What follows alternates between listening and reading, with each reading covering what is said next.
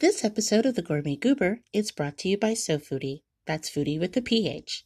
SoFoodie is the go-to platform that highlights the stories and showcases the talent of brothers and sisters who are innovating and creating in the world of food and beverage. Follow them on Twitter, Facebook, or Instagram at SoFoodie. That's Foodie with the PH. Or sign up for their email at SoFoodieWithThePH.com.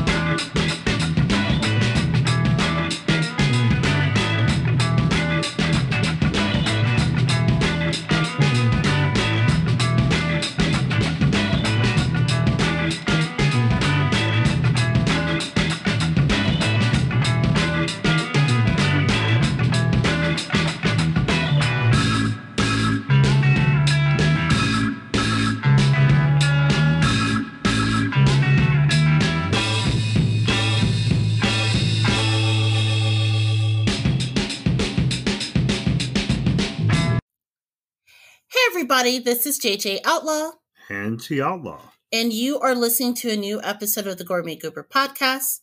You can find the Gourmet Goober online at thegourmetgoober.com, and you can find me online either on Twitter at JJ Outlaw or always on Instagram at the Gourmet Goober.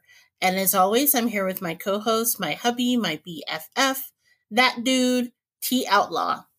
That would be me. Once again, I am T Outlaw. You can find me on Twitter at T Outlaw, TOUTLAW. Yes, I can spell. And on Instagram at T Outlaw, Josie Wells, like the movie. Hey, also, someone asked me. Oh, yes, I am also the Dark Desperado, if you're asking. Okay, no one was asking about that, and I think it's hilarious you're trying to make that stick. Yes, I am. It's like what's her name on Mean Girls, trying to make fetch happen. Stop trying to make the Dark Desperado happen. Yeah, we're going to make it happen one way or another. I'm going to gain prominence as the Dark Desperado. What I was going to say was, before I was interrupted, that we can, I get rather, see, you threw me off. Yes, I did. I get questions all the time about the Dark Desperado. No, who is Big Daddy? Because they're like, well, there's T Outlaw. Is T Outlaw Big Daddy? Yes. Yes, he is. But I'm only a father to the cats and the dog. But yeah, we'll go with, Big Daddy, T Outlaw, that dude. Well, see, you tried to be that dude, but I can't call you that dude. Am I not that dude? Well, technically you are, but I never told you. But the real reason why I can't call you that dude is that Dirk Nowitzki, his nickname with the Mavs, was that dude. And it got weird calling you that dude, knowing that you hate Dirk Nowitzki. Okay, that dude's now retired. And let me just say, he does not hate Dirk Nowitzki.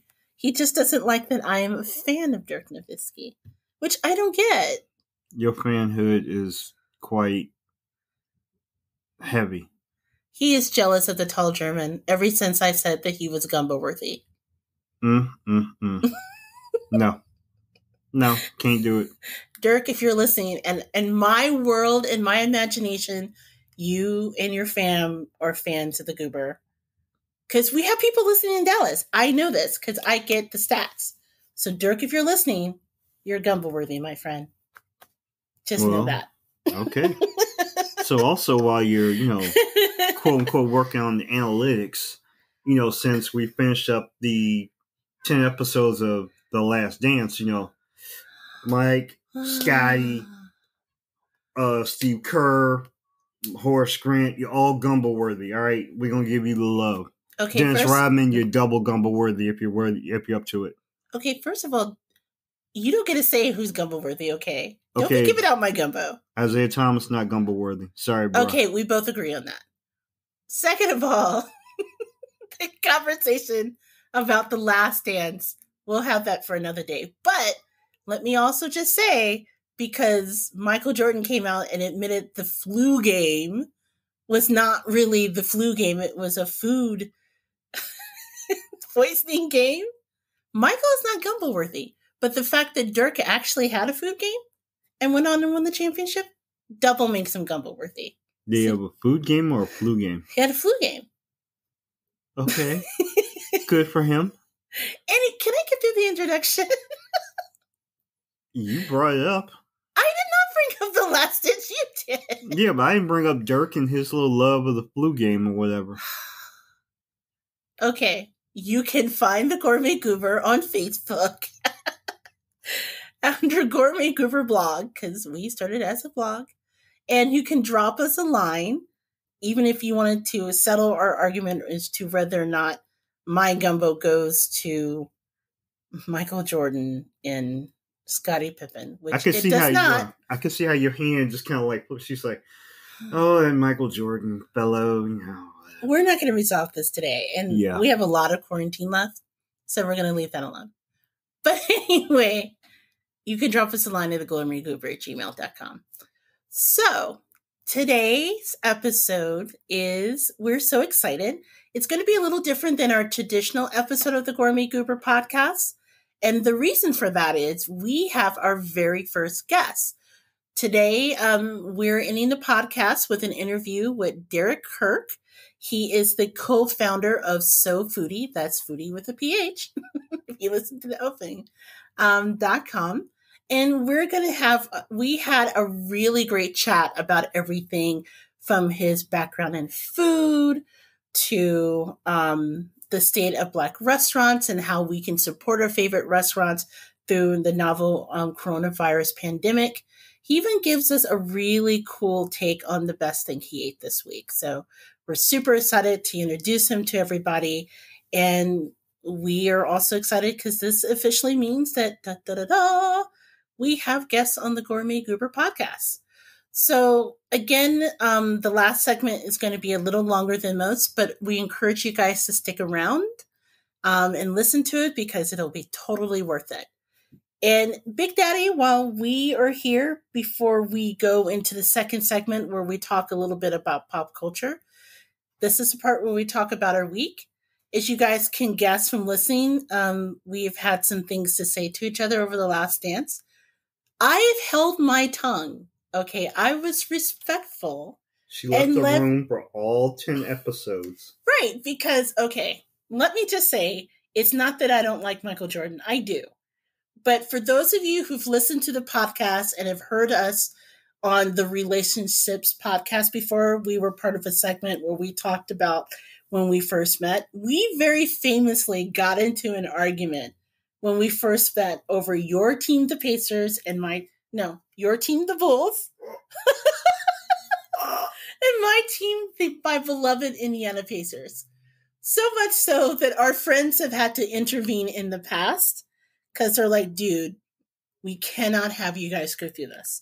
So when The Last Dance came on, out of respect for him, even though the 90s and the rivalry between our teams was very aggressive to the point where there was one famous game that the Pacers beat them twice in the season, and he stopped talking to me for a week? Yes. I may have trash talked him, but he deserved it. So anyway, as you can imagine, during our very long relationship, that subject gets a little testy sometimes. Mm-hmm. But yes, I very graciously left the room and let him have his fanhood during The Last Dance. Yes, you did. Thank you. You know, that's what a loving wife does. Thank you. So what was your question?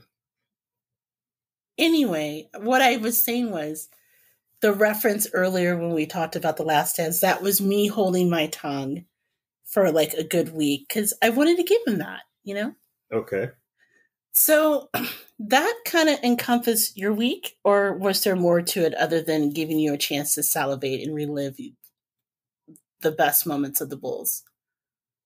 I do admit that watching The Last Dance brought back a great deal of loving memories of my time growing up around here near Chicago in the late 80s, early 90s, and throughout, dealing with the Bulls' Memphis' six NBA championships. You had to put that in there. Yes. So I very much enjoyed my time reliving that. And yes, there are a lot of little nuggets that were dropped in, including the emphasis of the flu game, which really was the food poisoning game, or like, how Michael was maniacal in his treatment of other teammates, his opponents. He found issues with a lot of different things. But yes, it was not the biggest part of my week, or the past 10 weeks, as you would say, but it was, in retrospect, very cool, at least for me as a Bulls fan and a lot of other Bulls fans, to relive how Phil Jackson, Scottie Pippen, Steve Kerr, Bill Wellington, Horace Grant, a lot of other people, Bill Carr, all these guys, how we very much enjoyed that time watching The Last Dance. And I can tell by the Gourmet Goober Space that was pretty much enough for me to say. So I'm going to just say, for the sake of our marriage, for our loving marriage, we're just going to move on because we don't want to start another fight. You know what, though? That was not the whole highlight of our week. We celebrated our 15th wedding anniversary since the last episode. Oh, yeah, that too. You forgot that. I did not forget our anniversary, but I figured, hell, we're like almost 2 weeks from that. We moved on.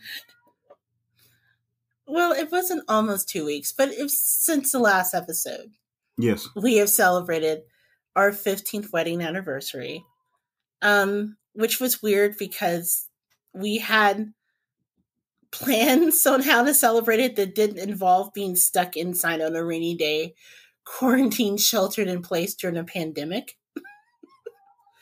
There are many other ways that I can imagine spending our 15th wedding anniversary beyond that. But let me just say it was nice having that time together. I actually took a day off, which sounds weird because how do you take a day off when you're at home all the time,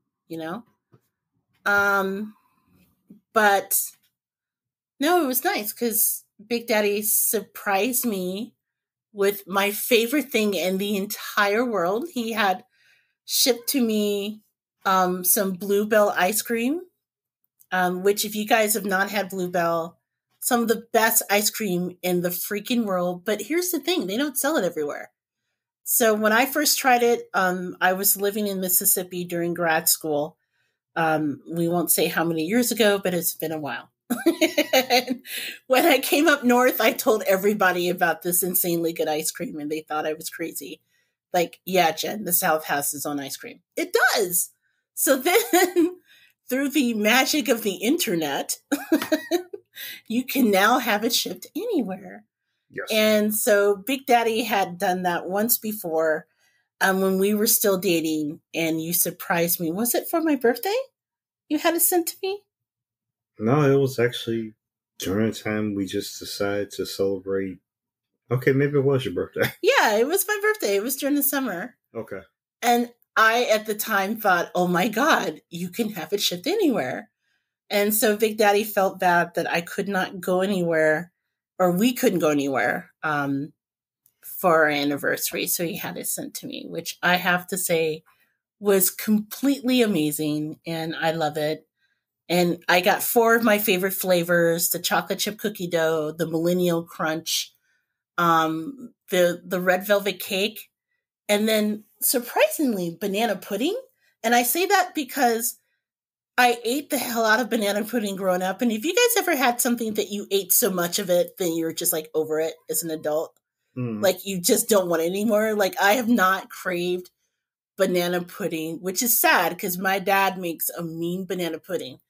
but I have not craved it since, wow, I would have to say in the last 20 years, easily. Okay. That said, Bluebell's banana pudding ice cream, I say this without shame. I could just sit on my couch and eat it, and that'll be the only thing I eat, and I'll be satisfied. That stuff is the shit. It's so good. I know that's not a really official way of describing it. I could go through like the textures and the flavors But we and how won't. it envelops. No. It's just really good. Okay. Really good ice cream. So yeah, that was kind of exciting. We had a really nice dinner too. What was it, from Longhorn, Texas? It was a Longhorn Steakhouse. Yeah, and it was really weird because we had ordered it and we went to pick it up, and I guess where we live, part of the state was open. So we saw people like go into the restaurants to eat, and we're just like, oh, well, we could just eat in there. And then we saw a bunch of people walking without masks, and we're like, no, we'll just take this home. So that is what we did. So it wasn't all The Last Dance, but it was really, really great. And thank you, Big Daddy, for making the day special, even though it was crazy that when you say for better or for worse, you never imagine that includes a pandemic. Yes. We give them enough to spread with. But yes, we very much enjoyed our time together for our anniversary. But for the most part, I guess our week was partially entertaining, partially watching other people walk around thinking the pandemic was over. It is not. But more importantly, I enjoy spending my time with the Goober, and it was a great time. Awesome. So we are going to take a quick break. Like I said, we are running this podcast a little bit differently than most. After the break, we're going to have a brief pop culture segment where we go over the best pop culture stories intersecting food and pop culture for the week. And then we end out the podcast with our incredible interview with Derek Kirk of SoFoodie.com. So you guys don't want to miss that. You're listening to the Gourmet Goober, and we will be right back.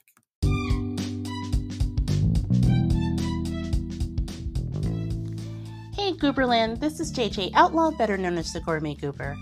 Do you consider yourself Gumber worthy? Maybe you're a little bit gourmet and a lot ratchet. Well, if so, tell the world what your very own Goober gear, from aprons and mugs to t-shirts and hoodies, is the perfect way to support our show while telling the world that you're part of Gooberland. So just head over to gooberswag.com, that's gooberswag.com, and get your very own Goober gear now.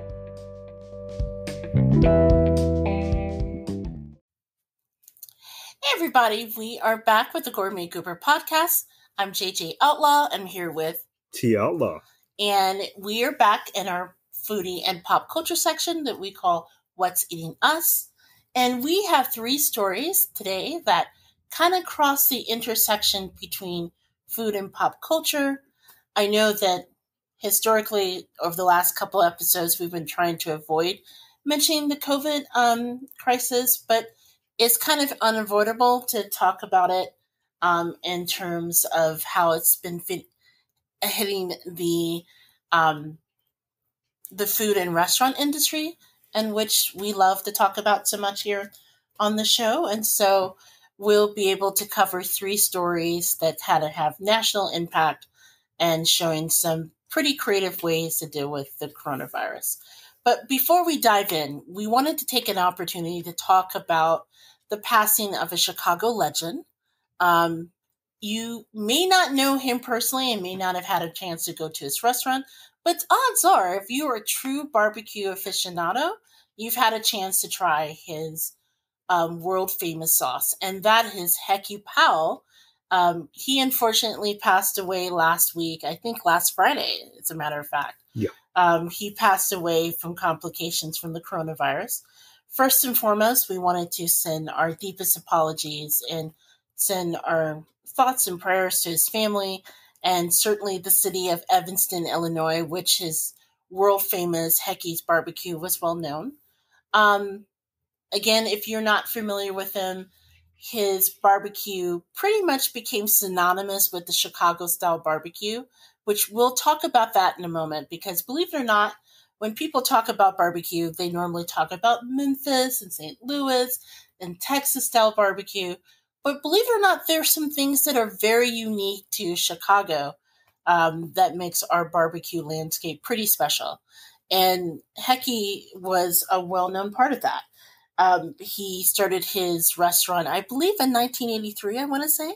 Sounds right, yeah. And at the time, he started his restaurant using barbecue that the sauce itself was taken from his mom's secret sauce. Mm-hmm. So he took that recipe that he grew up loving and turned it into a world-class business. Which he'd provide catering from everyone from the Chicago Bears to the Northwestern Wildcats. So they were a fan of pretty much everyone here in Chicago. The really cool thing is when he started his restaurant, he actually got coaching on getting it started and getting everything set up from from a well-known legend in the Chicago area, and that was Leon Finney Sr. Again, if you're not familiar with him, he is one of the biggest pitmasters to ever come out of the city of Chicago. I mean, he is legendary. And so no less than Leon Finney Sr. was one of the individuals to help coach him on starting the restaurant himself. But in addition to his work with providing ribs, Hecky was a key person within the Evanston community. He provided many young people, particularly young people of color in that area, their first job. He actually ran a foundation that was named after his father, Forrest E. Powell. And so he bestowed hundreds of music scholarships and vocational grants for kids who want to go to school but just didn't have the ability to pay for it. So really, he did a lot for his community. Sadly, he passed away from the coronavirus just mere days after being diagnosed. So again, just as a side note, seriously, people, this is real. Please take it seriously. And it's just so sad that he passed away. But the incredible thing is his business, even though understandably they're closed right now, just to give the family some space and grace to mourn his loss. But my understanding is his business and his legacy will live on, which is great. But I know particularly that when you found out, you were like really hit hard because although I've not had a chance to personally have his barbecue, you've been to his restaurant, what, 3 or 4 times? Yes. I believe maybe 10, 12 years ago was the first time I happened upon the Green Bay Road establishment. I think this was after a Cubs game. I went with a friend who lived in Evanston. We just happened to hang out there after the game, and I can testify to the sauce straight up and down. It's I know it has some origins in New Orleans, but also, man, I can testify to the smokiness, the taste, the sweetness, as you will. And it was one of the few barbecue sauces that I have come across that could transfer from the brisket sandwiches to the rib tips to the chicken to the overall ribs. I'm willing to say that, I mean, I know that it's bottled and it can be, you can bring it home, but man, there was nothing like having it on a fresh plate of ribs or, whatever, was your barbecue pleasure. Man, I'm really gonna miss Hecky, and he was a gentleman. I can at least testify to that because he was a definite role model for the area. Yeah, and you had mentioned the secret again to his sauce. It was the motto, and his sauce is actually based on his mother's recipe, and she basically had a lot of Creole influences to her cooking, and it kind of translated well. Yeah, you could definitely taste it. You can definitely taste a little bit of a New Orleans like flavor to it, but it was definitely like some smoke. It definitely had different herbs and seasoning that you wouldn't quite pick up in your normal store-bought barbecue.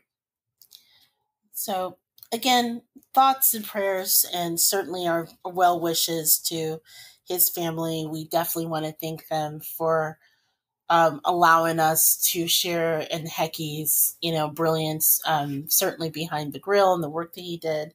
And then certainly, again, the work that he also did as far as advancing Chicago-style barbecue, which, again, isn't as well known as some other styles of barbecue out there, but it is very unique. And one of the things that was really fascinating when we were first reading up on Hecky's life is we've actually discovered, the two of us, just some very unique things that kind of makes Chicago-style barbecue pretty unique from some of the other that are out there.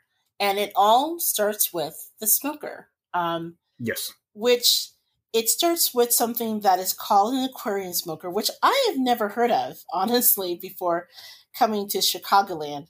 But it's something that's very unique. And so you will find this smoker on basically barbecue joints, not everywhere in Chicago, but uniquely only to the south and west side of Chicago.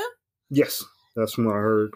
And it's actually the aquarium smoker. It's a huge beast of a smoker that's made by a company called Avenue Metal, and it's been pretty much one of the only places you can get it since 1954. You can actually tell if a barbecue joint has one of these signature smokers by the roof, believe it or not. Okay. So if you drive past the roof and you see one of these really tall smokestacks, that's your key that it actually has an aquarium smoker. Interesting. And the smoker itself is kind of cool, right? So the smokestack is actually attached to a large tempered glass chamber. So it sort of looks like a fish tank. That's where it gets its name from. Mm-hmm. And then it's directly on top of another chamber. And that other chamber is either always filled with burning wood, which is kind of unique because traditionally, if I'm not mistaken, barbecue on the north side of Chicago, or the city, I want to say, either relies on gas and like a rotisserie smoker type environment, or like a combination of gas or a combination of charcoal and wood. Mm-hmm. But wood is an essential component of exclusively Chicago style barbecue on the west and south side. Now, if they do charcoal, it's a charcoal wood blend, but it's always more dominant the wood itself. Okay. But yeah, it's kind of really weird that the city is segmented in how they do their barbecue. I found that really interesting. And the aquarium smoker, you'll pretty much only see it on these two sided towns for three reasons. One, it's expensive because, again, you can only get it from one company. It's kind of intensive in terms of labor. And it's pretty much because of the type of work that it is, you have to really maintain it. It's not something that you can just light and walk away from. Some of the, the fancy pants restaurants, as my dad used to decently call some of the big fancy barbecue restaurants that are out there. Okay. And not to say that they light the gas and walk away too, but really for something like this, you almost have to keep an eye on it all the time. It's a labor of love. Yeah, it really is. And so because of the type of the way it's laid out, it really lends itself well to ribs, especially rib tips. So rib tips, as opposed to other style barbecue, is really an essential part of this style of barbecue itself. But yeah, I just find it really fascinating that the south and north side of Chicago have very distinctive taste, and this has kind of become synonymous with what makes it unique to the area. This almost sounds like it's a little bit more of like a Sox Cubs thing. But like Hecky took it all the way up to Evanston. He's like, no, I'm not going to give the Cubs this, but I'm just going, we're going to give Evanston a little love of the South Side, but you're going to carry this, all you little Cubs fans, y'all can play with your little gas and, charcoal grills, but. I wasn't going to bring it to the North and South Side, but now that you think about it. But the division is real, Yeah, the division is real, and this is not the right time to go. No, we're not going to get into the baseball and whatever. And I say this because Big Daddy and I, we're on the opposite sides of the baseball divide. Mm-hmm. How do we get married if we like opposite everything? Opposite basketball teams, opposite baseball teams. You want me to start singing like Paula Abdul's like Opposites Attract? Okay, we'll revisit that another time, but let me just say, again, it is your fault that I like the White Sox. Yes, it is. I made the mistake, I admit. You gave me the option, whichever team that I had the most fun, and that year the White Sox won the World Series. Hell, you can get more fun than that. I got a parade. Yes. Anyway, so our thoughts go out to Hecky Powell, which, by the way, just as a side note, there was some incredible work that was written about his life. You can Google it. But if you want to know specifically about the Chicago-style barbecue, there's this really great article that was in Eater Chicago. And I just Google it, and I recommend it. It was really informative. In fact, after reading it and learning more about Mr. Powell's life, we were talking about we just want to spend the summer just doing curbside at every South Side and West Side barbecue joint. So if you're in Chicago, just know we may wind up in your neck of the woods. So going on from one Chicago legend to another, and maybe you might be better to speak about this since you are the definitive Chicago Cubs fan in our home. Well, no. Okay, in our home, maybe. But now I'm not going to testify as being like a definitive, diehard, Cubby Blue fan. But, yes, I do have memories of Harry Caray and his restaurant. So, Harry Caray, if you're not a sports fan, for many, many years, didn't he work for WGN? He worked for WGN for a long time. Yeah, and he was the voice of the Cubs. He was originally the voice of the White Sox. Really? Yeah. He changed sides? He originally started off in Chicago with the White Sox for years. Actually, before that, I think he first started with the St. Louis Cardinals, the antithesis of the Cubs. Also worked for the Oakland Athletics in their broadcasting booth. He was a national broadcaster for a while. But yeah, his tried and true blue memories do come from sitting out in the bleachers once or twice a year doing Cubs games, and of course in the booth with longtime color analyst Steve Stone. Well, besides being a legend behind the booth calling for the Cubs on WGN for many, many years, Harry was also the founder of this incredible restaurant chain named for him, Harry Caray's. Yes. And I personally love Harry Caray's, just as a side, even though I was not a White Sox. I mean, I am a White Sox fan, not a Cubs fan. Mm-hmm. But even I could appreciate Harry Caray's. In fact, it was one of the first places that you took me to when we first came to Chicago. Yeah, when we first were making decisions about where we were going to live in the area around Chicago, the place I took you on the Saturday evening was Harry Caray's restaurant in River North. Yes.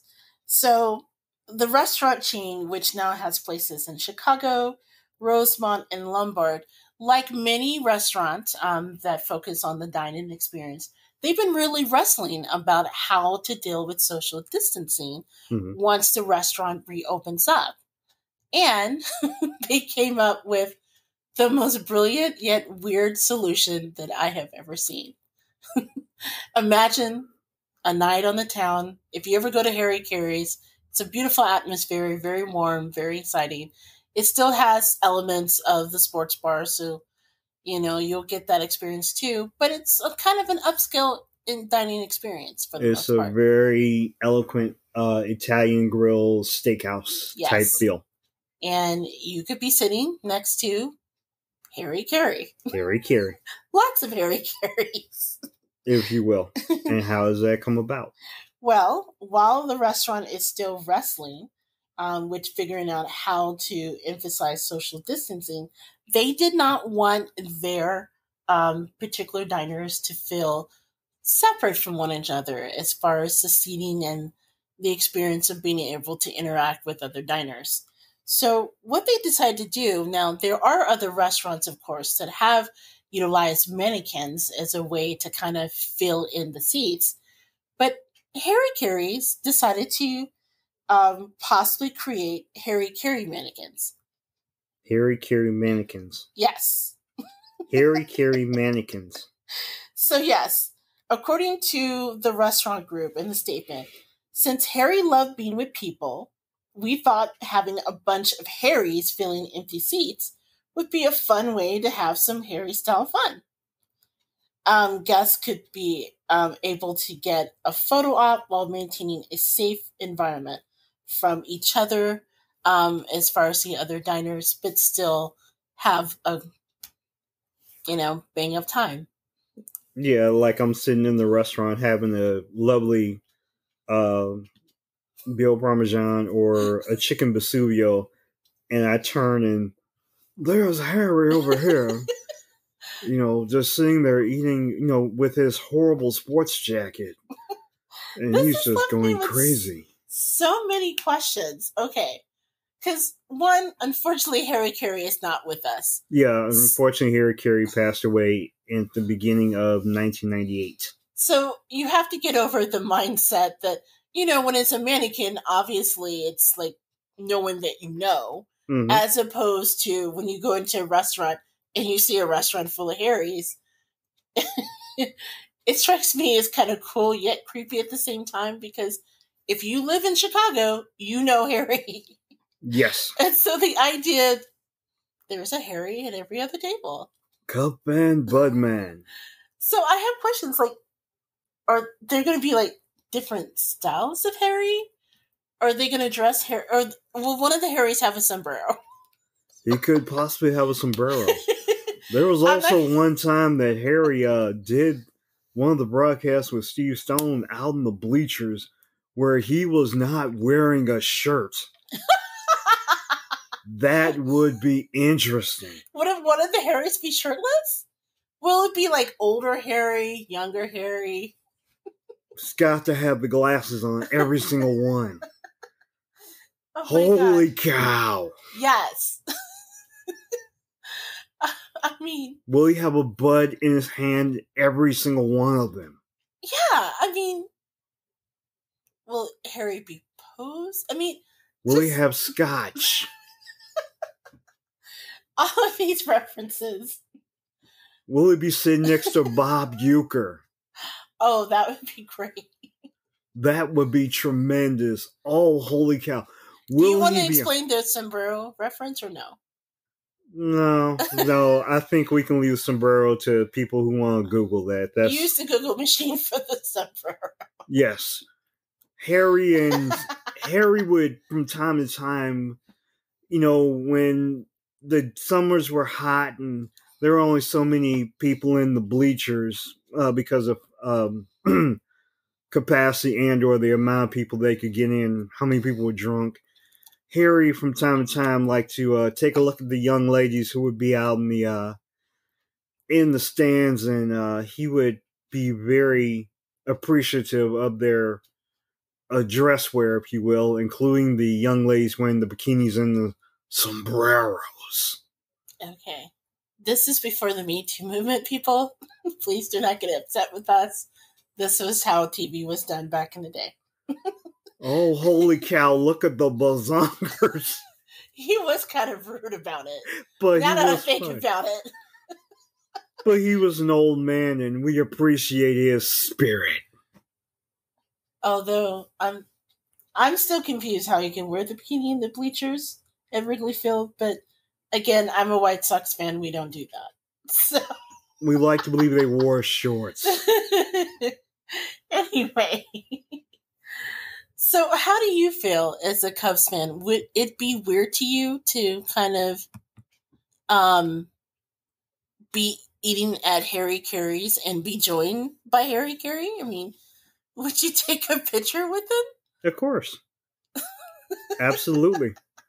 I mean, it might be a little weird at first, like, if one of the mannequins, like, decides to move and, like, take, my steak, that's been dry aged, the money I paid for the steak, and, Harry just goes and cuts up a piece and eats it. Okay, we're not talking about, like, possessed mannequins. Clearly you've seen too many horror movies. Yes, I have. But yes, if this Harry is not the boy. Right. But if it would be a little weird, yes, having mannequins all around you, but trust me, as a one-time bit, yeah, trust me, I would definitely pose with, one of the figures. Hey, maybe we'll have we'll sing "Take Me Out to the Ball Game" a couple times. I think when people get a little drunk, they might all be singing that with the Harry Caray mannequin. Yeah. But then my other question is, if this picks up, I mean, what about other restaurants in the area, like Dicka's, which unfortunately I heard that Dicka's may be clothing. But suppose it doesn't. And Dicka's, of course, is owned by legendary Chicago Bears coach. Former head coach, yeah. Former Mike head Ditka. coach Mike Ditka. Mm-hmm. Would they have, like, Ditka mannequins? And would you want to eat with Mike Ditka mannequins everywhere? That's just weird. I don't know if it's either better or worse to have mannequins, the faces of people that you know. That would be kind of interesting. Also have a, be able to pose with, a mannequin of Mike Ditka. Hell, you never know. Like, the actual Mike Ditka might show up and pose with you. Yeah, because unlike Harry Caray, Mike Ditka is still with us. Yes. Although, I don't know. You could have a Ditka pork chop. He will bless it with his Ditka-like essence. He will come in and cuss at you. He might even, spit his gum out at you, if you will. If one of the mannequins spits out his gum, I'm pretty much knowing it's possessed. But yeah, a Ditka chop with Ditka. So in that case, what I want is the Billy Goat Tavern to actually have little Billy Goats, plush Billy Goats and seats. No, I want the guys, like, who originally say, cheeseburger, cheeseburger, cheeseburger. Oh my God, that would be so awesome. And then they could have some mannequins that look like, what's his name? The guy who was in the set. Because it was Bill Murray. John Belushi. And John Belushi. And it's Chicago. We could find John Belushi mannequins everywhere because of the Blues Brothers. Right. Yes. The only thing about the original Billy Goat Tavern is it's a fairly small place. Yeah, it's tiny. Yeah. I mean, and that's why I'm saying the little Billy Goat plushies. But the House of Blues, they could have the Blues Brothers mannequins everywhere. That would rock. I would actually, because you know what? There's already like a statue of Jake and Elroy. Mm-hmm. Where is it? Is it? It's not Midway. It's O'Hare. When you come in through O'Hare, right? Because they welcome you with Sweet Home Chicago. Mm-hmm. You know what? I would love that. That would rock. Well, I think every restaurant should have Jake and Elroy Blues mannequins. I would love that. That would be interesting. We could, if you want to extrapolate this all over Chicago, hell, we can go down to Buddy Guys and, have like, Buddy Guy mannequins, or, we can go to City Hall and have like, Lori Lightfoot telling your ass to stay home.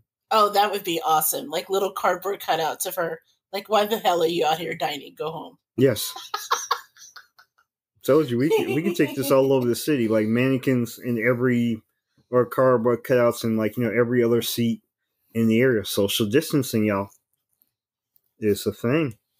So yes, so again, shout out to Harry Caray for coming up with the most creative way and the most Chicago way of helping to encourage social distancing while slightly creeping us out with the Harry Caray imagery.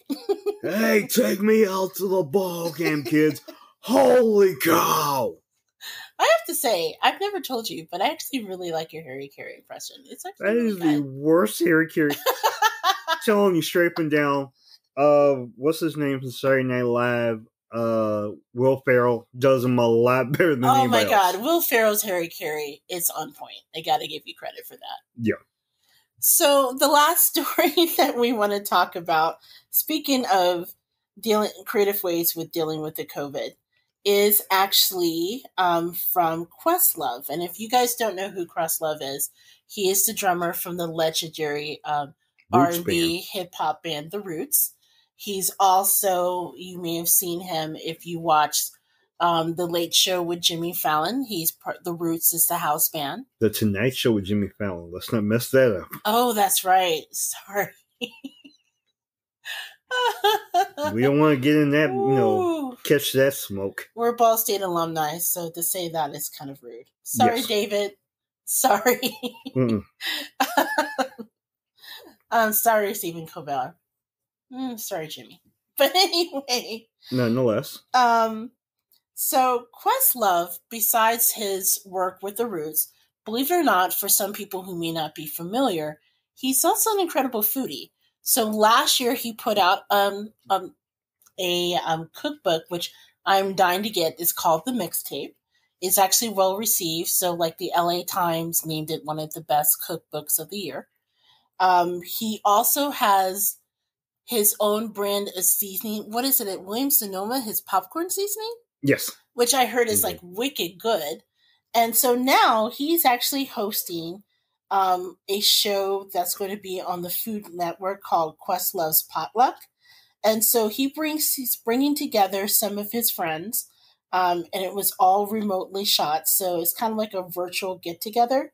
And it's going to have everyone from Hannibal Buress to Tiffany Haddish, Patti LaBelle, Kenan Thompson, Black Thought, Roy Wood Jr., who we're huge fans of. From the Comedy Central show. The Daily Show. Mm-hmm. And I can't believe this is happening.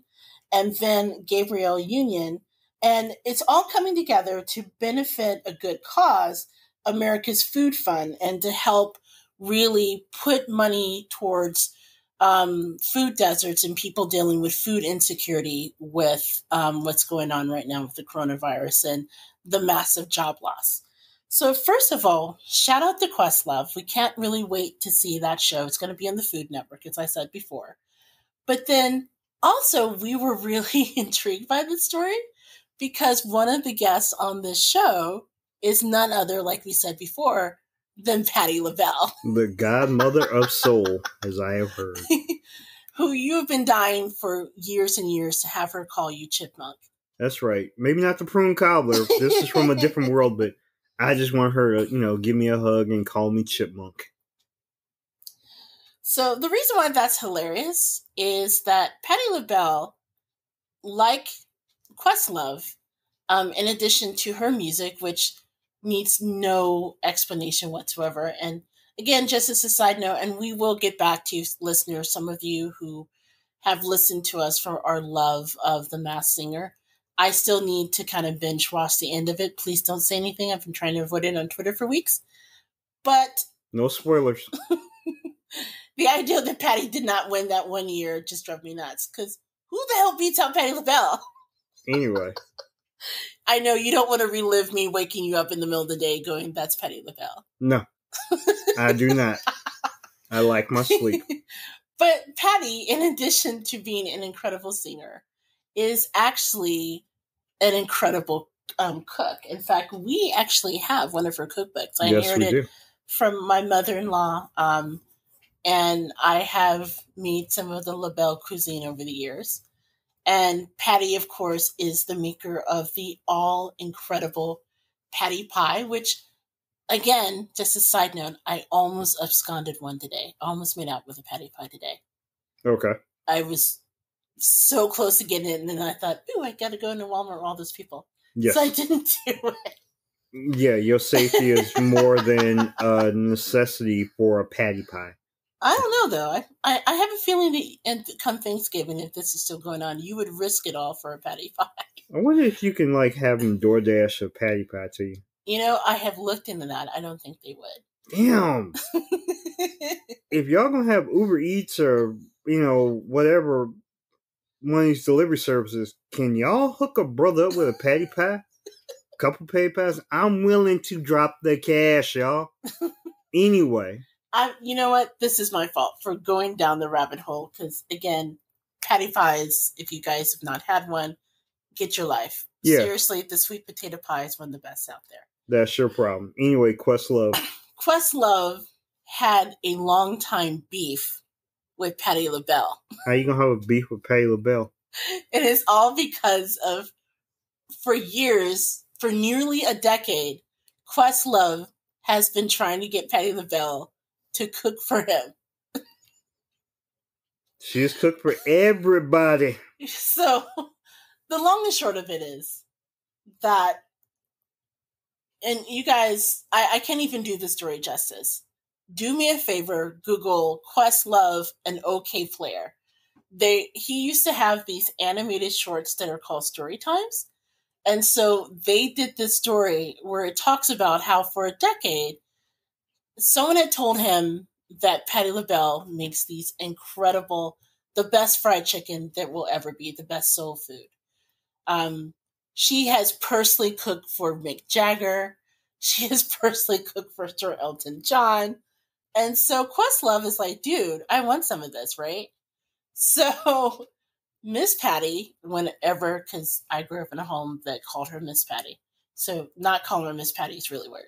So whenever he ran into Miss Patty's like, yeah, go ahead and show up. Let's get together. I will cook for you. And for 10 years, she has avoided cooking for him. To the point where this story was told everywhere, like the Meredith Vieira story when it went viral several years ago. I know I've seen it on The Tonight Show when he talked about it. So I'm sure that Miss Patti was probably not thrilled that it got out that she was stringing him along for some fried chicken. So what do you think he said to her to get her on the show? Do you think that she made some fried chicken just to be petty? Probably threatened one of her kids. No, I don't think it was that. Probably threatened one of the kids with, the Afro pics. Say, listen, have your mama drop that pile. Have her, if she gonna cook, let's get it in. Let's get that food. So wait a minute. So his invite to be on the show was literally just milling her like a pig. Yeah. I'm going to put this pick upside one of your kids' head unless you come and cook my food. I don't know if it's that serious. But then again, I would be a little upset if someone promised you for 10 years that they would cook for you. Hell, once again, Patti LaBelle's cooked for Allen Iverson, Jill Scott, Will Smith. I mean, she was cooking for everybody. Alicia Keys. So I wonder why she never filled her promise to Questlove. She's Patti LaBelle. Was there ever an excuse for that, or is she just, look, I'm Patti LaBelle, I don't have to? I think she cooked for Taraji P. Henson. She was cooking for everybody. She just never got around to Questlove. But the crazy part of the story is they would invite her over. Mm-hmm. Like, he would go over her house on invitations. Not like he showed up with, a plate and a fork. Should have. And there was no fried chicken, no food. So now Miss Patti is going to be a guest. And I admit, I'm going to be watching just to see the interaction of this. Now, I heard that he finally got some sort of a hookup when Patti LaBelle came out with her patty pies. Okay. So I think the world will be watching to see, because it's all done remotely. It's not like they're in each other's house because everyone's self-quarantined. Mm-hmm. So I kind of see her being petty enough to actually, I don't know. Drop the feed. No, she'll probably just be eating the fried chicken and soul food. She'll be like, oh, baby, you came a little late. Where he can't get it. Matter of fact, Patti LaBelle is, Patti enough to like, open up the feed and, there's Questlove on one, one screen, and then there's Patti on the other, and then like next to Patti will be other members of the Roots band eating the food. Fried chicken. Oh. That's right. That would be some next level Patti. Because it's Patti LaBelle, who just turned 76. Oh yeah, that's right. She just recently had a birthday. Yes. Happy birthday, Miss Patti. Patti. You know what? I'm just going to say that whatever you decide to do, Miss Patti, because you're my dream interview. So I'm just going to put that out there because I think she's fabulous. So whatever Miss Thing. You know what? I've also does or says it's okay with me. But yeah, that would be some next level Patti. You know what? I think Patti LaBelle would be one of the few celebrities, and not so much because of celebrity, but just because she's Patti LaBelle. Right. That if she was in my presence, I probably would run out the room just in complete. She would make me blush. I would probably cry. Yeah. Because I've loved Patti LaBelle since I was a little girl. LaBelle and Patti LaBelle's music has been played in my house all through my childhood. So yeah. You would probably blush if she calls you Chipmunk. If she called me Chipmunk, just the way the Patti LaBelle, it would come out of her mouth, I pretty much, I would be butter. I would be like, okay. Oh my God. My husband would just be butter in your hands. Ms. Yeah, I'd be like, okay, I'm just going to go sit down now. I'm just going to go have a seat and start crying like a little, yeah. It would be quite interesting. Well, if you want to check the special, which again goes to a really good cause, check your local listings. It'll be on the Food Network, and it's called Questlove's Potluck. Okay. So we're going to take a quick break, and when we return, we will be talking with Derek Kirk, again, of SoFoodie.com, and you're listening to The Gourmet Goober. We'll be right back. We also found out that my wife did not get Allison Roman fired. Dude, did you have to bring that up? Yes, I'm throwing shade. You know what? No, I had nothing to do with that. And Chrissy Teigen is such a cool person. She's trying to get her job back. Of course she is. Again, I stand by my story. I stand by what we said last week. And now more than ever, I do not think that she ate the chopped cheese sandwich. But, somehow my wife probably got Allison put on the sick and shut-in list at, the New York Times. That would be, yes, that is me. But nonetheless, you are watching or listening to the Gourmet Goober podcast as I watch my wife completely turn red. Mm-hmm. You're listening to the Gourmet Goober. We'll be right back.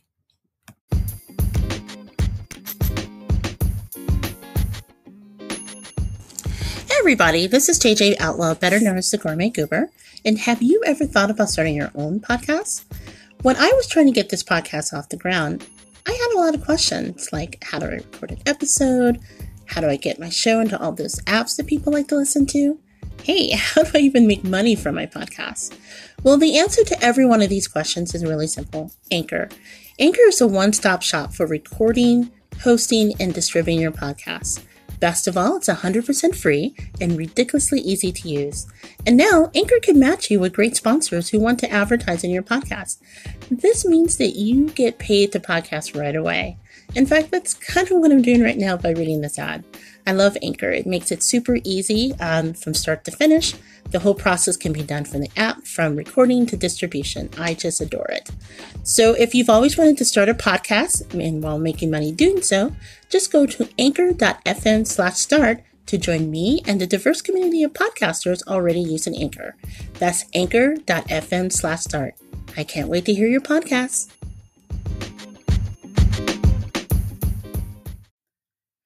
Hey everybody, this is JJ Outlaw. And T Outlaw. And we are back with the Gourmet Goober podcast. And as we introduced before, we have our very first guest on the Gourmet Goober podcast. We are being joined by Derek Kirk, who is the co-founder of SoFoodie.com. So, woohoo! Welcome, Derek. Well, I'm glad to be here. Glad to be here. What is Um, what is the weather like there in Chicago this Memorial Day?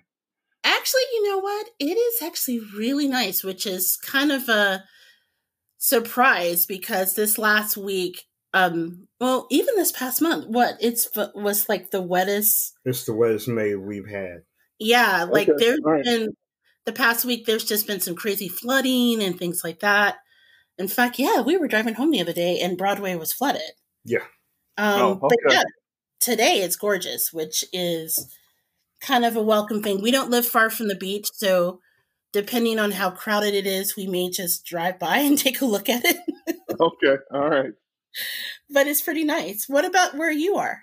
Well, I'm down here in South Florida, and it is pouring raining. It's been raining since yesterday afternoon. Oh man. Uh, so I have mixed emotions. We're not going out to do any barbecues today, so I guess it's a good thing that it's raining today. Right. I used to live in Tampa right out of grad school. So is it like Okay. I know when I lived in Tampa, they used to have like this rain where it would rain for a couple hours, like really, really hard, and then it would just like disappear. So is it Yeah, one of those type of that's things? Florida. Yeah, every afternoon we get a nice little rain shower around 1 to 3 o'clock. That just it's wonderful. It drives Exactly. humidity up, and but no, this has been a consistent Ah, weather pattern that's been through here the last 3 or 4 days. I'm not too far from where the golf match was yesterday, and you saw those guys struggling with that yesterday afternoon. oh yeah, yeah, that's Yeah, right. yeah, yeah. Well, welcome, and we are super excited. And I have to say, when we were first talking, Big Daddy and I, about who our first guest would be, we didn't think that we would have someone of your pedigree, so we can feel kind of fancy given your background from Wharton and everything. We are not as fancy. But just looking at your marketing background, for our listeners who are not familiar, you come from a background where you've worked with some of the nation's like most storied iconic brands. So it's really clear that you've made food an essential part of your career. Just curious, what attracted you to the work that you do have done in the past and working with the food industry? Yeah, food has always been a part of my life. I'm a country boy. I grew up in was born in Louisiana, but grew up in the hills of East Tennessee in the Knoxville, Tennessee area. Oh wow. Yeah, yeah. So I grew up in we'll call it an education centric household. Both of Mhm. my parents were educators. My mom was a primary school teacher, and my dad was a college professor and actually department head at the University of Tennessee. But food has always been part of my life. My parents were relatively progressive, if you will. My mom was responsible for most of the cooking, but my father was always involved in that, and so we grew up in sort of a hybrid of suburban rural area, and so we always had a garden with beans and greens and peppers and melons and tomatoes, and I can remember it just at a very early age going with my mom to farmers markets and getting these. There's these famous tomatoes in East Tennessee called Granger tomatoes, Okay. and yeah, and getting the tomatoes and buying fresh peaches, and my mom canning and freezing those. My mom was sort of the cook. Her big things were around holidays and your traditional feast with macaroni and cheese and all the normal fixings. But she was also sort of out there. She was I remember at an early age she was always very inquisitive and exploring things like I knew at an early age what a fondue was.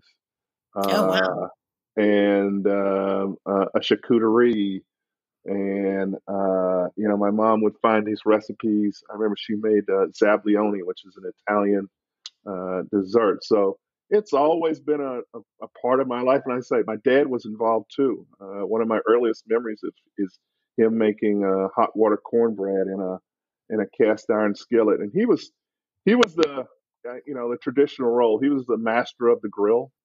So he uh, focused on barbecue and creating barbecue. And it's one of those time honored stories. He made great barbecue and he shared it with friends and family. And they were like, "Hey, Dr. Kirk, you should open a restaurant." So eventually he did that and Oh, sold wow. barbecue. Yeah, yeah. So my first job, actually my very first job, I worked in Arby's.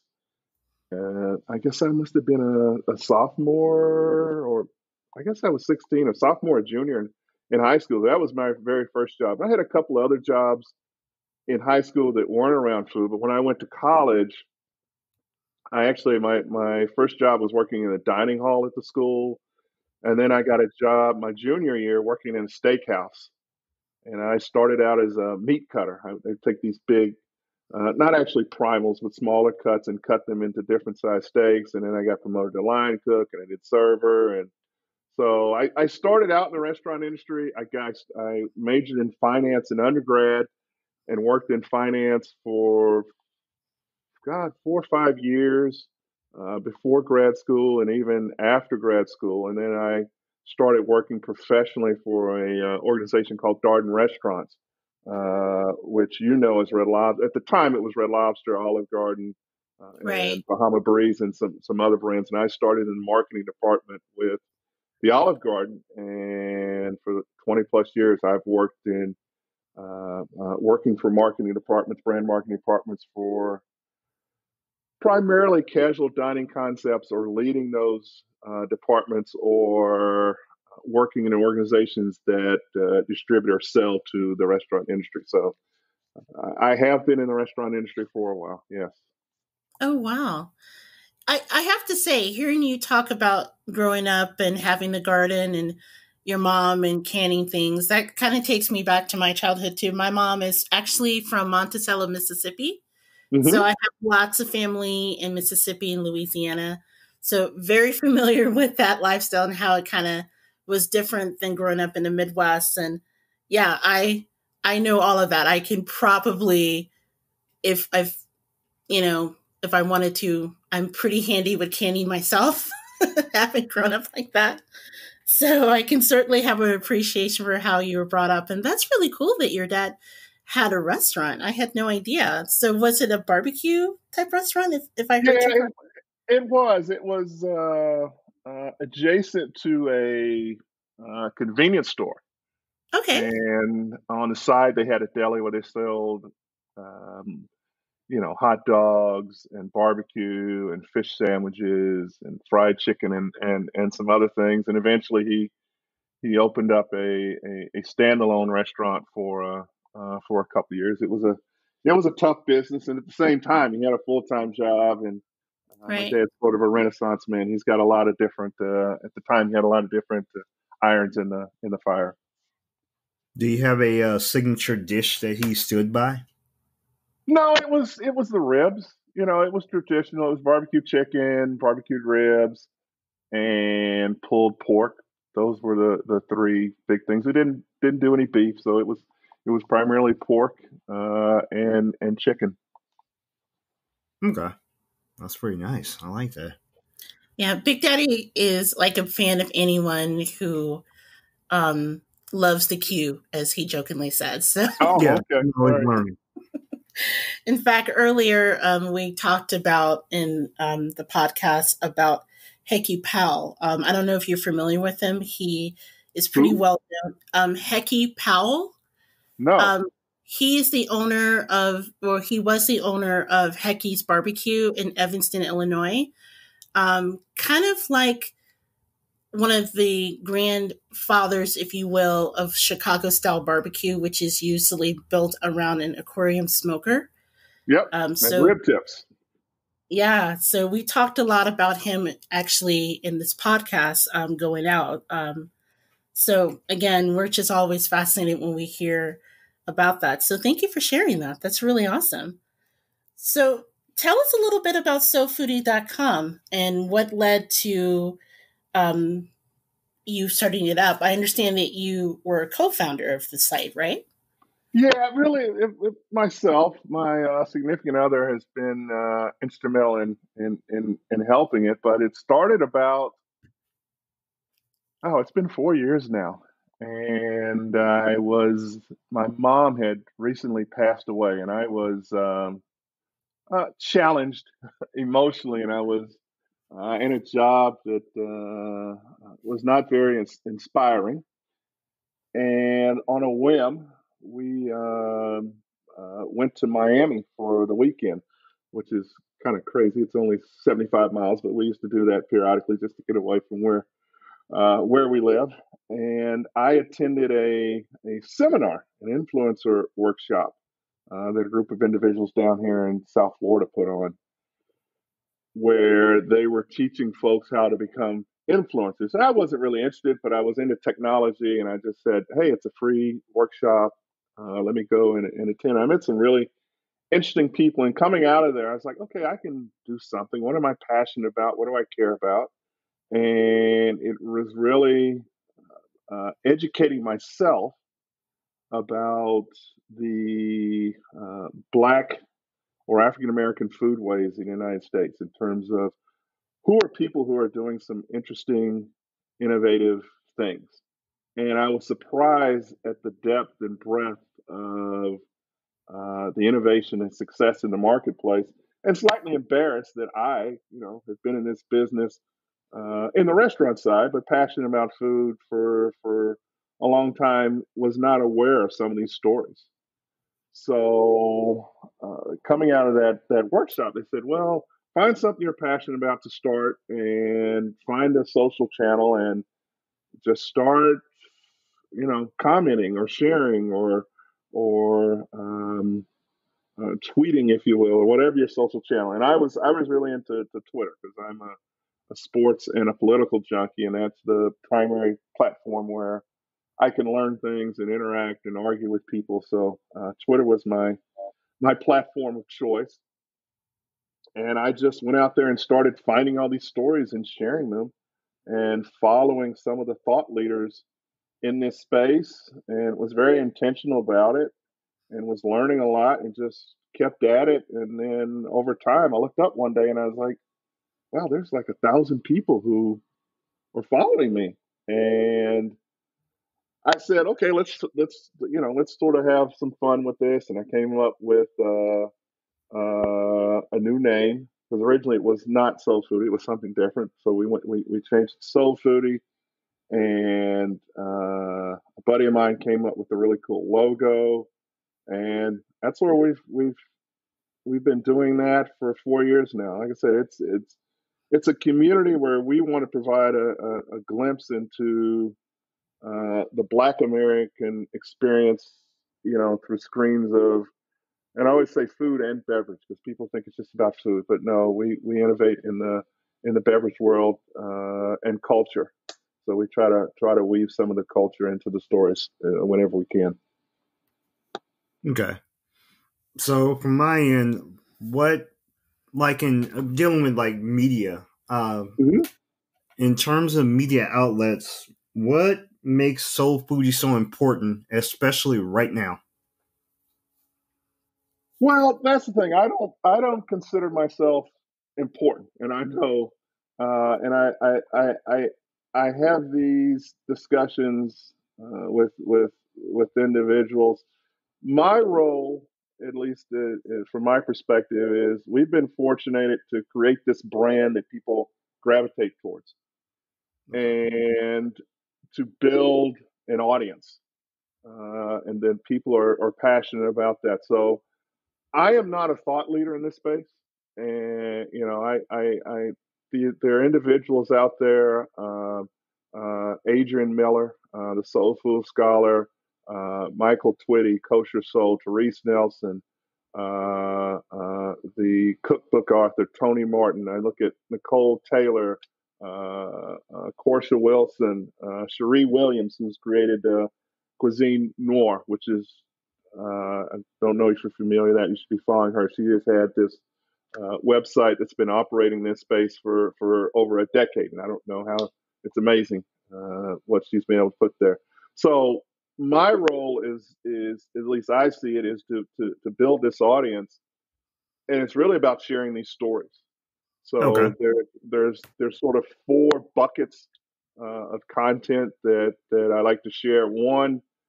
Number one is finding these stories about these talented brothers and sisters who are innovating, like I said, and exceeding. And these are challenging food spaces to build businesses in, and then illuminating and highlighting their stories. So that's the first thing. Number one, I talk about all those other people who are thought leaders. I'm really focused on amplifying the voices. So those individuals. So when they write things, when they share things, I always want to bubble that up to the top so people can understand and learn. Thirdly, it's topical. It's what's going on in the news that might involve even tangentially African Americans. A lot of time that revolves around celebrity. And then the last one is just the fun, just the silliness, the memes, the silly videos. I like that. So it's not the most important thing that I do, but I have to say sometimes it's the most, and it's the funnest thing. So if I see a meme about Karen and her new macaroni and cheese recipe, or white folks not seasoning their food, I will share that because I find it funny, and I get pushback. I was telling somebody the other day, I get pushback all the time. Oh, this post is, somebody told me it's beneath the standards and dignity of soul food. I was like, no, it's not. It's not, because I'm soul foodie. I get to decide what my standards are and what I find dignifying, and I think this is funny. So if you don't like it, stop following me. So like I said, I get approached periodically by individuals in the press, and they're like, "Oh, it's your opinion." I was like, "No, I'm not qualified." And I usually push those off to those who are. My goal, like I said, is to amplify these stories, share these stories, and build it as big of an audience as I can to communicate. So basically, what you're saying is that in a roundabout way, like you are kind of a facilitator, like you, like a lot of, like almost like black businesses almost get pushed around by like saying, "Oh, we're just gonna pass it on," like like okay, you can share something here, but at the same time, like there's also something else down the street that is just as good or is different. You can try them also. So you're kind of like a person who passes it on, or is kind of like you say it out there, and you moving on to something else. Yeah, but it's at my discretion, because I get approached all the time, and it's like, "Oh, can you share this?" I was like, you know what, it just doesn't really fit with my audience. I mean, I I had somebody reach out to me a couple of years ago, whose uncle or cousin or somebody in Houston was opening up a new barbecue restaurant, and she sent me. It wasn't even a restaurant. It wasn't even a food truck. He had the pit set up.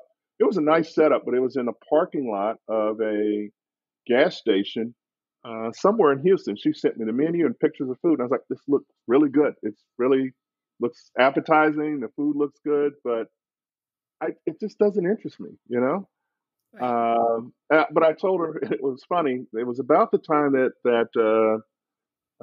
Black Panther was out. I was like, now if you told me he built a menu around characters' names in Black Panther, I gave her a suggestion. I was like, if you had a vegetarian or a smoked mushroom taco that was themed around, I don't remember if you remember the Jabari tribe in Umbako who are vegetarians, around that would be interesting to me. And she, yeah, to her credit, she went back to her cousin or uncle, and they actually built that thing.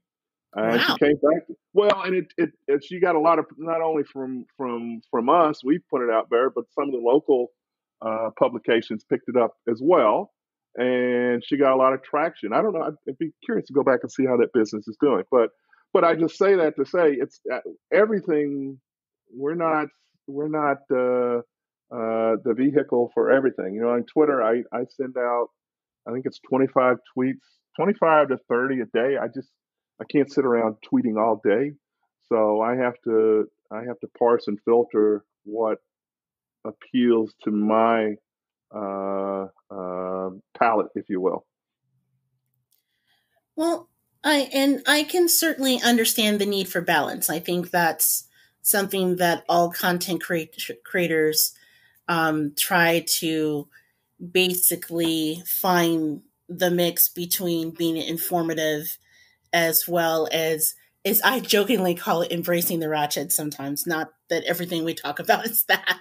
Right, right, right. But I can certainly understand that. And Soul Foodie has been a really great resource. I know for me, even before we started the podcast, we were a blog originally for a number of years. And I know that we look to sites like Soul Foodie and others simply because, again, representation, particularly in the foodie media, sometimes is very, very sparse. And so having a site that's dedicated to uplifting stories of, individuals in different spaces who are excelling, who are Black, there's definitely a need for that.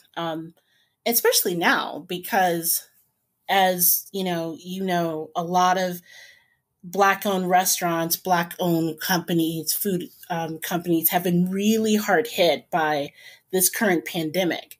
And I Right. know that was one of the things that was sort of like a passion for you now, as far as helping these businesses during this difficult time. So can you share with our listeners specifically how a lot of Black-owned businesses and food-related companies have been affected by the coronavirus? Yeah, it's tough. It's hard out here for the restaurants. I saw a study. I think it was from the National Restaurant Association that they projected total sales in the industry would decline 30% during 2020. So that's a combination of established brands losing sales, coupled with some established, but primarily mom and pops going out of business. So we're seeing declines greater than 50% in sales. States are reopening, but they're reopening at reduced capacities. Hell, most restaurants, we're struggling to make money at 100% capacity, let alone it being mandated they can only seat 50%. So this is not a discrete event. This will be a continuous thing over the next, I don't know. I'm not an epidemiologist, but common sense tells me that until we identify a vaccine, so it's tough out here for restaurants, and that is only amplified for Black restaurants, just like everything else. We say when we catch a cold, when the rest of the country catches a cold, we catch the flu. Exactly. And our restaurants are vital to the community and the culture. Not only as a economic engine that provides jobs in a lot of our communities, but also stewards of our culinary heritage and traditions.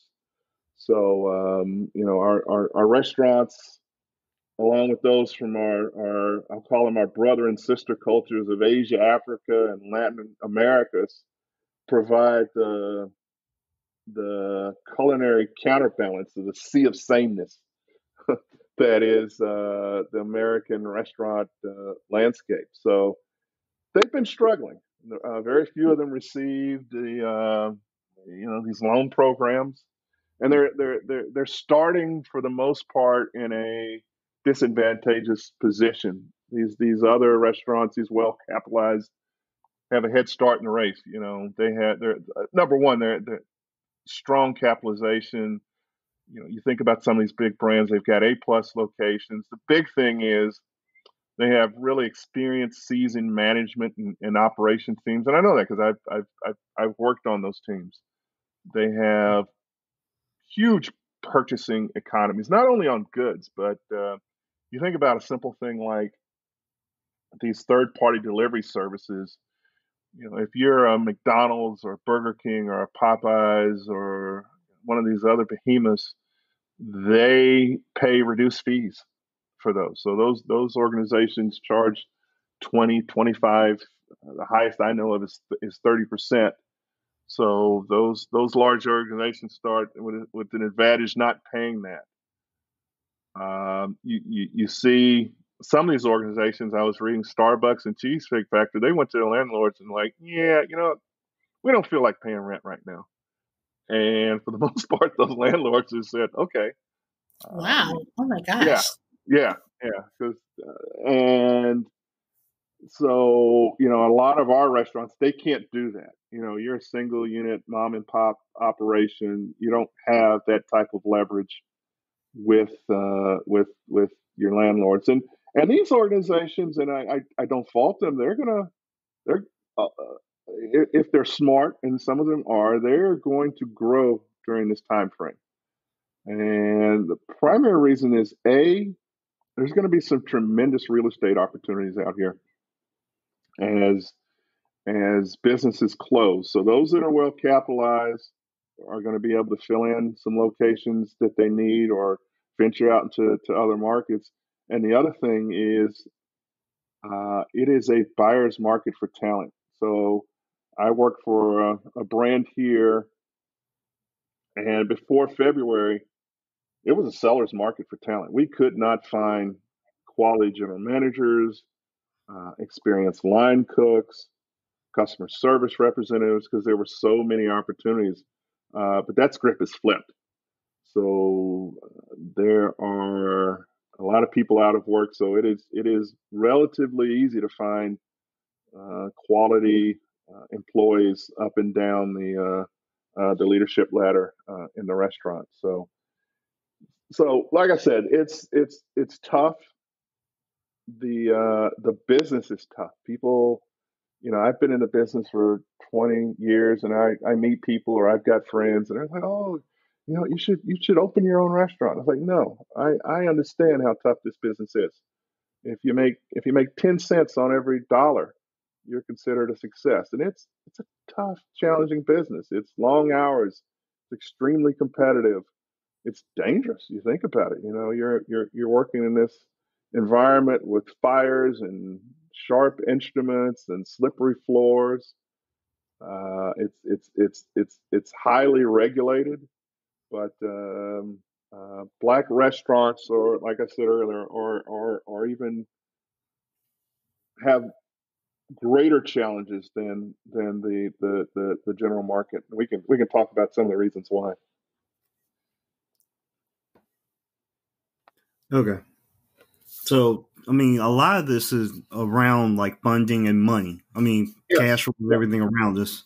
Yep. So, I mean, a lot of it involves like getting federal assistance. A lot of it, comes from, I guess, coming from like, how you got the money, whether it be through loans, whether it be through, because I know like getting it from like a regular bank isn't going to be like an option. It was a hard enough option for them to start off with getting this money from just a traditional bank, because now a lot of banks are giving out loans. This was even before the pandemic. So with everything going down now, what available resources are there to these companies or businesses to at least stay afloat, one, but two, to even start to thrive, as you say?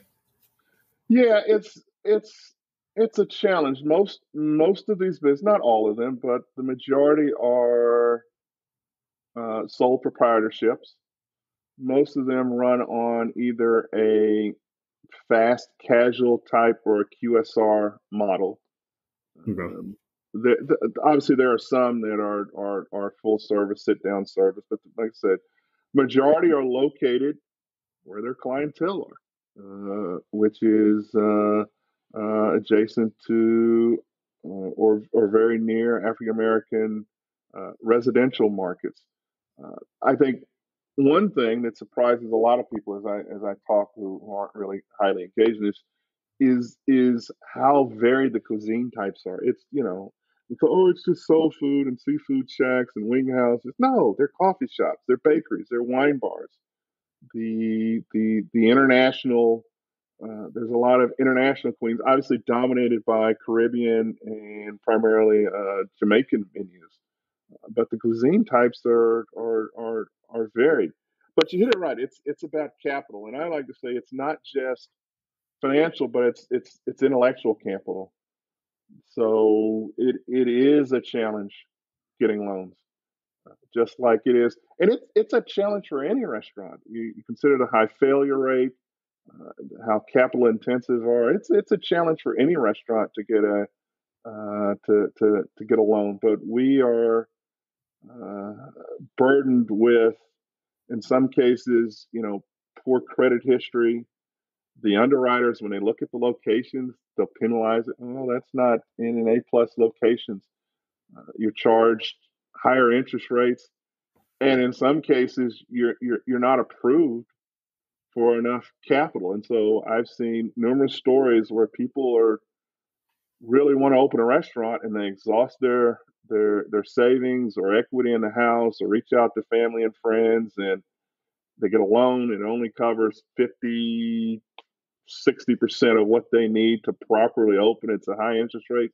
And many of them, sadly, are forced to work a second job to maintain their household instead of being in these restaurants on a daily basis, running great shifts and leading the teams, which would deliver great food and great service and engender frequency from their guests. So it's but the other thing is a lack of, and I'll call it restaurant intellectual capital.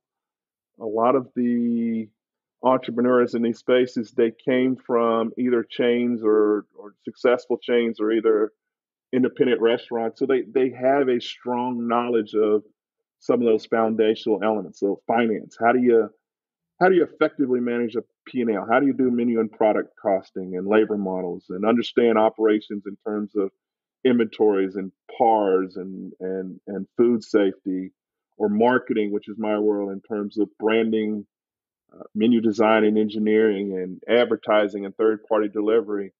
But in a lot of cases, they don't come from those backgrounds. And I know a story of a friend of mine who worked for one of the larger casual dining concepts and ran a 100-unit division for 15 years. So very well steeped in operations. And a friend of him reached out and said, "Hey, I got a buddy of mine who's got a very successful restaurant, and I want to say it was in Georgia somewhere. You're going to be in town. Can you spend half a day with him and help him out?" It's like, yeah. So he went there, and great guy, very successful real estate broker who opened a restaurant, had been open 5 years, and was losing money and had a lot of sales, and he didn't understand why. He went in the course of a day and subsequent phone calls was able to turn that business around. The guy had no understanding what his food cost was, so he didn't know what to price. It was we'll call it one of those Southern meat and threes. So it was a heavy side concept with macaroni, cheese, green beans, sweet potatoes. And he went in the kitchen, and they prepped the food every day in these disposable aluminum trays like you buy at Walmart, the big ones that you get that you make turkey in. Oh, yeah. Yeah. And so they were going through 50 or 60 of those a day.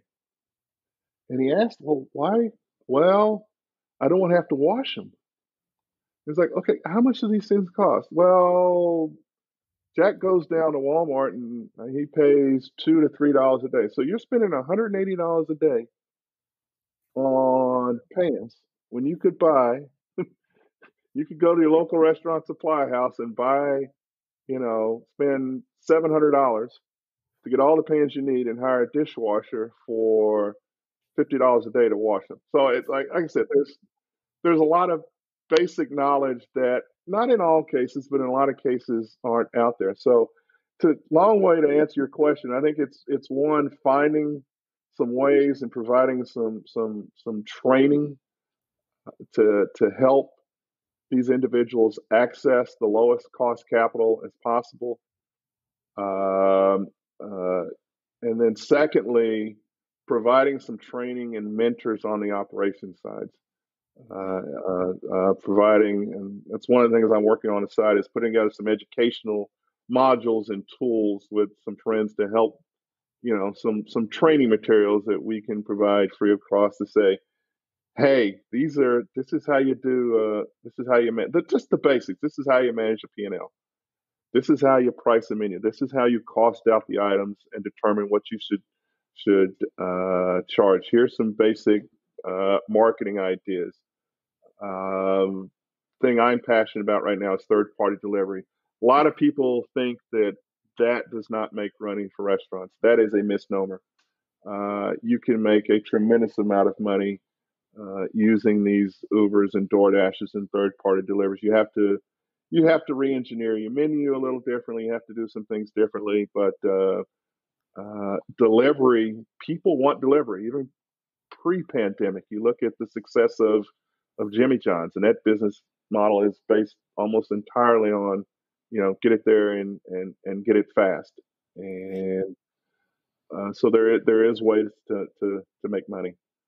And I'm just talking and talking and talking. So you all let me do, and I will. No, you're solid. No. Actually, this is fascinating, and I'm glad that you brought that up, because I know from my background, before we started the Gourmet Goober, I used to work with restaurants with a startup that's called Dish Crawl. So where I organize food tours for local area restaurants in Northwest Indiana and Chicago. And I maintained a relationship with them even after the startup had ended. And I know the feedback that I got from a lot of them was that these third-party apps in many ways have been hurting their business. So hearing this side of being able to kind of restructure your restaurant and your pricing module to better work with the delivery, that's kind of fascinating. I haven't heard that side of it. Here's the thing. There was, I think it was a couple of weeks ago, there was a chef, actually they're in Chicago, who put out on social media, it was a statement of account from Grubhub. Okay. Where I think he had $1,000 in sales, and at the end of the day, the bottom line, he had $300. Right. I think I saw that, actually. Yeah. Okay. But if you go through that and you look through there, you realize that 400. I don't know what Grubhub charges. I think it's a sliding scale. I have not worked with them, but we'll assume it's 25%. So most of them are 25%. Like I said, the consumer mindset is, especially now, and I think there are going to be some semi-permanent changes in that. I think people have gotten acclimated to some of these third-party services and the convenience that it provides. Is that I want delivery. So me as a restaurant, if I wanted to set up a delivery service where I would have to hire somebody, there's an expense there. I would have to create systems, there's an expense there. Here's a big one. If they're driving, I've got to cover the cost of their insurance, because this guy could go off and accidentally run into somebody and the liability flows back to the restaurant. I've got to pay that. You can't set that up for 25% of the cost. So let's pivot back to that particular individual. I think it was about $150 of that, the revenue that he lost, was based on mistakes that they made. So the delivery service providers, they err to the side of the customer. So I didn't get an item. The item was screwed up. The item was prepared improperly. In a lot of cases, they charge that directly back to the restaurant. So you really have to be on top of that. So I think it was about $130 or $150 of that was errors on that restaurant's part. And there's a different level of care that needs to be taken with those third party orders, because you don't have the ability, like in a restaurant, to correct that or rectify that situation. So once it leaves, it is what it is. So, restaurants that I've worked at, and best practice in training is, if it is a go order or if it is a third party, you need to double check and make sure it's correct and proper. So that's the other thing. Now, all of these delivery platforms have marketing programs that you can participate in. So it's all about showing up high on the phone in the algorithm. So if you pay Grubhub, I want to do a buy one, get one free pizza, then you're going to show up higher in the algorithm. And that particular restaurant had $300 or $400 of these marketing. So that was a conscious decision they made to participate in that marketing program. So you take that $400 plus $100, $150 for the mistakes, and you add it to that, and you're like $700-800 on $1,000 in sales. So I saw that, and I started digging through that, and it's just like, it goes viral. And so, the restaurants, these third party delivery services are killing these restaurants, and they are. But like I said, there's some things you can do from the restaurant perspective where the damage is not as severe, and you can actually make money. Well, that's really good perspective, and I'm really glad you shared that, because I know I've seen that, and actually, T and I were talking about that earlier as well. So in this environment, no, but don't get me. I want to be clear here. I'm not an advocate for these services. What I'm saying, in this current environment and consumer mindset, they want to utilize these services. You just have to be smart. If you've got an item where you don't make a lot of money, don't put it on the DoorDash menu. You don't have to put everything on your DoorDash menu. Some of the services give you some flexibility with the pricing. You don't have to charge what you charge in the restaurant. You can charge a little bit more to cover those fees. So there, like I said, there's some ways to navigate around that and still, but I don't want to be standing here as a advocate for restaurants saying that I totally agree with these outrageous charges that these companies charge. right? So during this time, what would you recommend is the best way that we can support our favorite restaurant right now? I mean, I've heard things like everything from buying gift certificates to calling the restaurant themselves and picking it up, and kind of bypassing the third party altogether if you can. Do you have any suggestions? Yeah, that's those two. One, helping them with awareness. So those restaurants that you really care about, make sure you're following them on all their social channels and sharing periodically or more than periodically their specials or events or what they're doing whenever possible, not being lazy and bypassing the third party delivery services and calling or using their online services to order so they get fully compensated for the food, purchasing gift cards. Now is a great time. We call it dads and grads for graduates or for Father's Day to purchase gift cards for these for a lot of these organizations. I've seen other individuals, and this might have passed, but during the height of the pandemic, where we were supporting the first line defenders, the EMT drivers, the hospitals, the nurses, the doctors, where they would create GoFundMe campaigns to feed those individuals and link those to some of your favorite restaurants. But right now, like I said, if you're comfortable visiting the restaurants, continue to visit the restaurant. If not, order in. But make sure you try to bypass the third-party delivery if you can.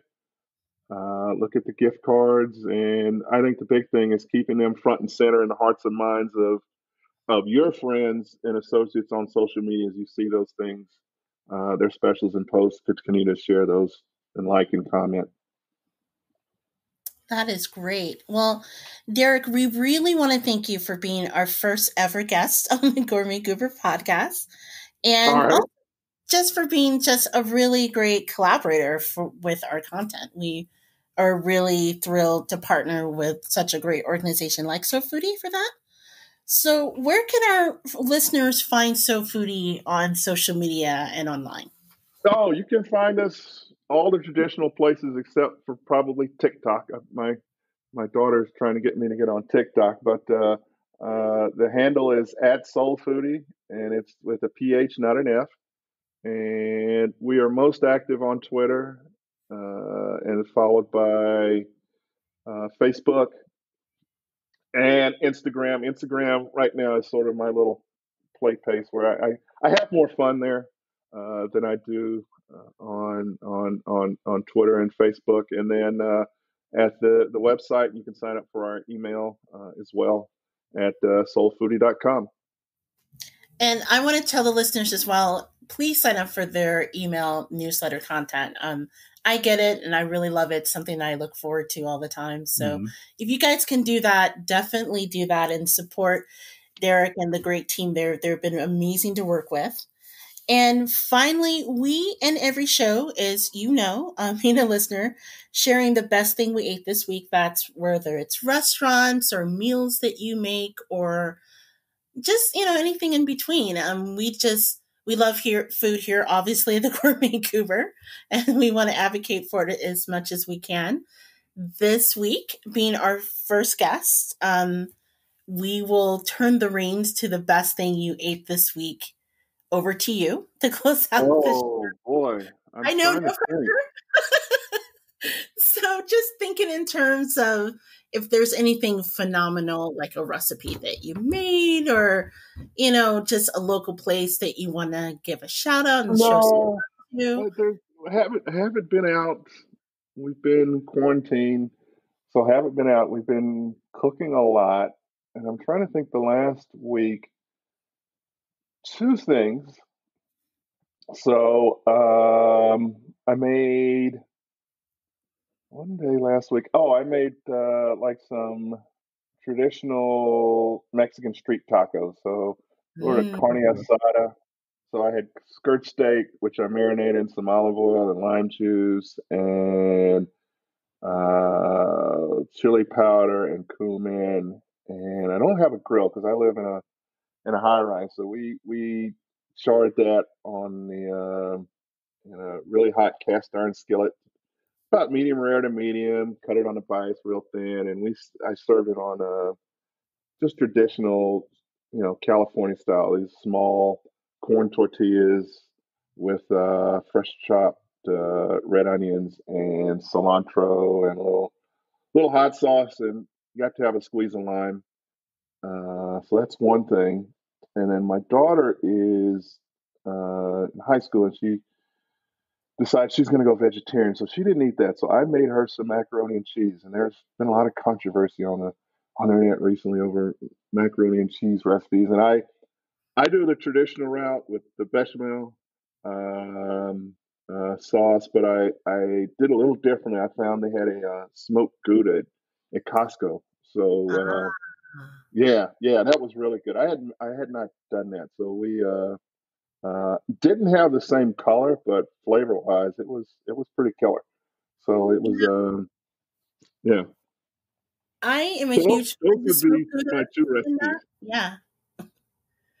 Sorry, you were saying? No, I said those would be the best thing I've eaten in the last week to 10 days. Okay, first of all, that sounds really, really good. And second of all, if I can say, my husband, Big Daddy, even though he does not like mac and cheese, he made this. Wait, I know. Rewind, back up. Maybe I should have mentioned that. Thank you so much. My family, every time he comes over, they're like, he's the one who doesn't like mac and cheese, right? And I'm like, yes, yes. No, but I don't know what time. I have to explore this. How does that happen? Do you want to explain? Is it a texture thing? Is it you're lactose intolerant? I think part of it is you're lactose intolerant, right? Yeah, it's all the above. Okay, all right. Well, I would power through it because I too am lactose intolerant, but it's mac and cheese. You power through it. yeah, and it's a well, I could say before pandemic, it was especially. It was not. I mean, we have one for Christmas. I'd make one for Thanksgiving, and then maybe once other time during the year we would have it. It's not something that we would cook often, but I think I've made 4 batches of it since this pandemic started. Mhm. It's just it's an easy, comforting, Oh, warm, yeah, soothing food. and if you ever get a chance to make it and put it in the smoker, because even though even though my husband does not like mac and cheese, he makes a mean smoked mac and cheese. I think the recipe, I think I put the recipe on our website. You did. It's an older recipe. I'll try to reshare it in the show notes. But if you ever the smoke good it and then you put it in the smoker for how long did you do it? That was a solid hour. It was about an hour. Oh my gosh, it is amazing. So you make it traditional. Now, do you do the bechamel way, or are you one of this team eggs and butter and um, whichever method you use? You just don't bake it. You put it in the smoker. Correct. Yes. Oh, do you finish it in the oven, or to get that crispy crust? Yeah, it always has to have a light crust, not too much, like not too heavy handed. But Right. it's the fun part is like mixing in the different forms of like cheese and the best cheeses to smoke, like the Goudas, the cheddars, just having fun with the different cheeses. It is amazing. So I do recommend it if you're a fan. All right. One day when I get access to a smoker again, I'll have to add that to the list. All right, excellent. Well, Derek, thank you for being our guest today. We really do appreciate the opportunity to chat with you. And everybody, do us a favor, go check out sofoodie.com. You can, of course, always find me on Twitter at JJ Outlaw. Tell me what you think of it. I'm on Instagram at The Gourmet Goober. And Big Daddy, where can they find you again on social media? Once again, you can find me at T Outlaw on Twitter and T Outlaw Josie Wells, like the movie, on Instagram. So for all of us here at the Gourmet Goober podcast and for our incredible guest, Derek Kirk, thank you for listening. And till next time, happy eating. Happy eating. All right, guys. Have a great day. Thanks.